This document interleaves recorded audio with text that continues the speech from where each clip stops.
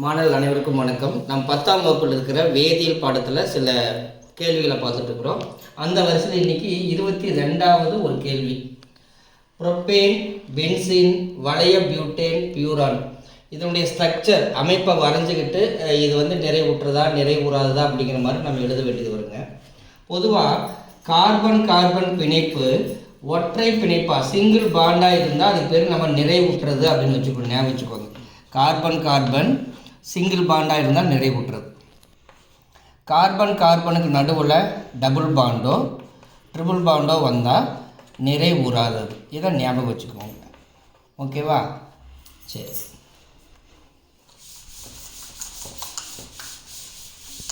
இப்போ first question போயிடுவோம். 1வது propane.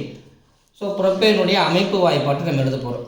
Methane, ethane, propane. So propane அப்படிங்கிறப்ப 3 கார்பன் இருக்கணும். 1 2 3. ஸோ இது எல்லாமே சிங்கிள் பாண்டு. ஸோ இந்த கார்பன் பார்த்தீங்கன்னா கார்பனுடைய இணைதிறன் 4. இதில் ஒரு இணைதிறன் முடிஞ்சிருச்சு, ஒரு பாண்டு முடிஞ்சிருச்சு. அப்போ மீதி 3 பாண்டுக்கு ஹைட்ரஜன் போட்டுக்கோங்க.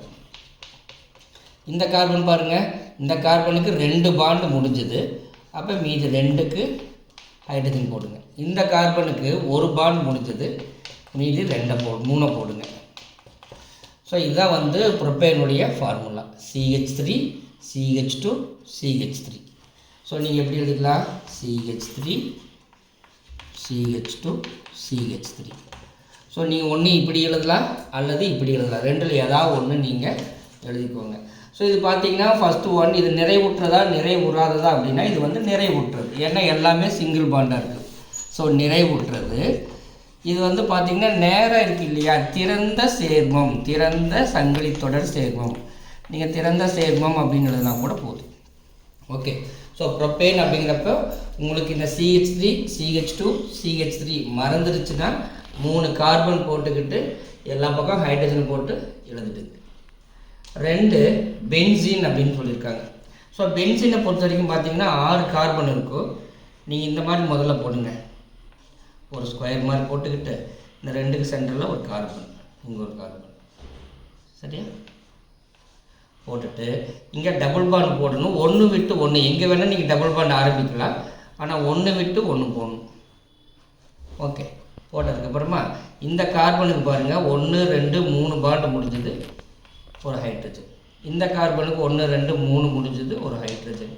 இந்த கார்பனுக்கு 1 2 3 முடிஞ்சது, ஒரு ஹைட்ரஜன். இந்த கார்பனுக்கு 1 2 3 ஒரு ஹைட்ரஜன். இந்த கார்பனுக்கு 1 2 3 முடிஞ்சது, ஒரு ஹைட்ரஜன்.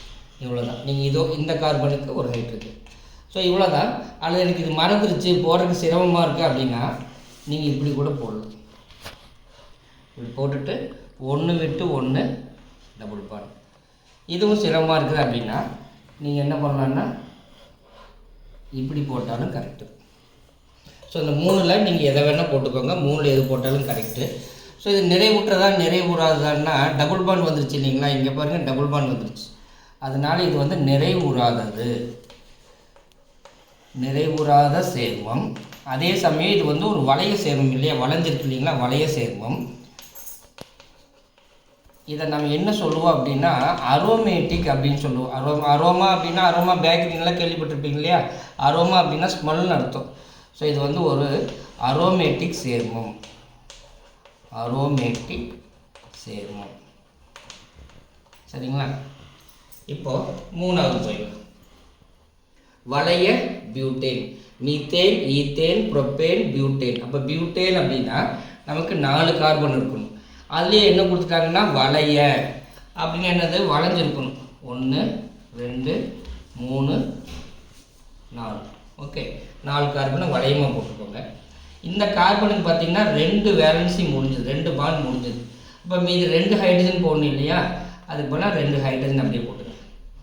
இந்த கார்பனுக்கு 1 2 முடிஞ்சது, அப்போ 2 ஹைட்ரஜன் போடணும். நான் 2 ஹைட்ரஜன் இப்படியே போட்டுக்கிறேன். அதே மாதிரி இதுக்கும் வச்சுட்டோம், இதுக்கும் வச்சுட்டோம். ஸோ இது போடுறதுக்கு நான் மறந்துட்டேன், எனக்கு இது இப்போ வரலை அப்படின்னு சொன்னால் நீங்கள் கரெக்டாக ஒரு ஸ்கொயர் போட்டிங்கன்னா கரெக்ட். இவ்வளோ தான் ஆன்சர் இருக்குது. ஸோ இது என்ன சேர்மம்? இது வளைய சேர்மம்.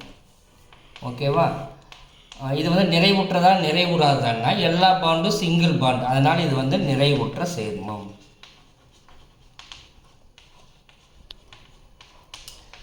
இப்போது 4ஆவதாக ஒன்று இருக்குது. 4th ஒன்று என்னது? பியூரான். ஸோ பியூரானை பொறுத்த வரைக்கும் பார்த்திங்கன்னா 1 2 3 4 கார்பன் போட்டுக்கோங்க. இந்த 2 கார்பனுக்கு நடுவில் ஒரு ஆக்சிஜனை போடுங்க. இங்கேயும் டபுள் பாண்ட் போடுங்க. இதுதான் பியூரானுடைய ஸ்ட்ரக்சர். ஸோ அதில் கார்பனுக்கு 3 பாண்ட் முடிஞ்சுது, அதனால் ஒரு ஹைட்ரஜன். 3 முடிஞ்சது ஒரு ஹைட்ரஜன், 3 முடிஞ்சது ஒரு ஹைட்ரஜன், 3 முடிஞ்சது ஒரு ஹைட்ரஜன். ஸோ இதில் பார்த்திங்கன்னா ஆக்சிஜனோட வேலன்சி 2, அதனால் 2 சரியாக இருக்குது. இது எனக்கு மறந்துருச்சு எக்ஸாம் அல்ல அப்படின்னு சொன்னால் நீங்கள் இப்படி போட்டால் போதும், மார்க் கொடுத்துடுவாங்க. சரிங்களா?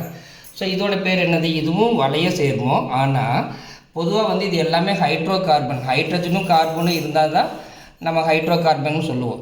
ஹைட்ரஜனையும் கார்பனையும் தவிர ஆக்சிஜனும் இங்கே வந்திருக்கு. அதனால் இதோட பேர் பல்லின, வேறொரு இனம் உள்ளே வந்துருச்சு. ஸோ பல்லின வளைய சேர்மம் அப்படிங்கிறத பியூரான். Okay. So propane CH3 CH2 CH3 அப்படின்னு போட்டுட்டு நிறைவுற்ற சேர்மம், ஏன்னா எல்லாம் சிங்கிள் பாண்டு, ஓப்பன் செயினாக இருக்குது, திறந்த சங்கிலி தொடர் சேர்மம் அப்படின்னு கூட இருக்கும். Second one benzene. 6 கார்பன் போடுங்க, 1 விட்டு 1 டபுள் பாண்ட் போடுங்க.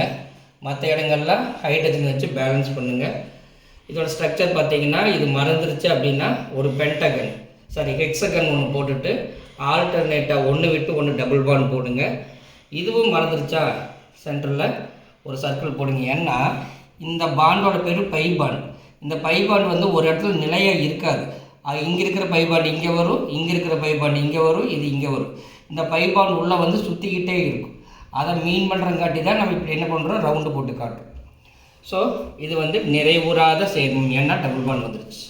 இது ஒரு வளைஞ்சிருக்குது, தட்ஸ் ஒய் வளைய சேர்மம். இது இனிய மனமுடையது, ஸோ அரோமேட்டிக் சேர்மம். தேர்ட் ஒன் வளைய பியூட்டேன். வளைய பியூட்டேன் சொல்லிட்டாங்க. பியூட்டேன்னா methane, ethane, propane, butane, 4 carbon. வளைய அப்படின்னு சொன்னங்காட்டி ஒரு ஸ்கொயர் மாதிரி சிசி போட்டுக்கோங்க. மற்ற இடங்கள்லாம் ஹைட்ரஜன் போட்டு ஃபில் பண்ணிவிடுங்க. இதை மறந்துடுச்சு அப்படின்னா ஸ்கொயர் மட்டும் போட்டிங்கன்னா போதும்.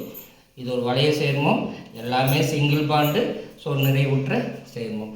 Fourth one பியூரான். ஸோ இந்த வளைய பியூட்டேன் போட்டிங்க இல்லையா, அதில் ஒரு கார்பன் பாண்டை உடச்சி விட்டுட்டு அதுக்கு போல் ஒரு ஆக்சிஜனை போட்டுக்கோங்க. இங்கே டபுள் பாண்ட் போட்டுட்டு ஹைட்ரஜன் ஹைட்ரஜன் ஹைட்ரஜன் ஹைட்ரஜன். இது மறந்துருச்சு அப்படின்னா இந்த ஸ்ட்ரக்சர் போட்டுக்கலாம். இது வந்து ஏன் பல்லின வளைய சேர்மம் அப்படின்னு சொல்கிறேன்னா, இது வந்து உங்களுக்கு என்ன இருக்குது, ஹைட்ரோ கார்பன் மட்டும்தான் இருக்கணும். அது இல்லாமல் இப்போ ஆக்சிஜன் ஒரு தனிமை உள்ளே வந்தங்காட்டி வேறொரு இனம் உள்ளே வந்துருச்சு. அதனால் இது பல்லின வளைய சேர்மம். இது நிறைவுற்றதா நிறைவுறாததா அப்படின்னா நிறைவுறாதது, நிறைவுறா சேர்மம். ஏன் அப்படின்னா இதில் டபுள் பாண்ட் வந்துருச்சு. ஸோ நிறைவுற்றதா நிறைவுறாதான்னு எழுதினீங்கன்னாவே உங்களுக்கு ஒரு பாயிண்ட் கிடச்சிது. மற்றது பேரை எழுதி வச்சிங்கன்னா கூட மார்க் கொடுத்துருவாங்க. ஸோ எளிமையாக கேட்கக்கூடிய சம்மு, நல்லா எழுதி பார்த்து பண்ணுங்கள். தேங்க்யூ.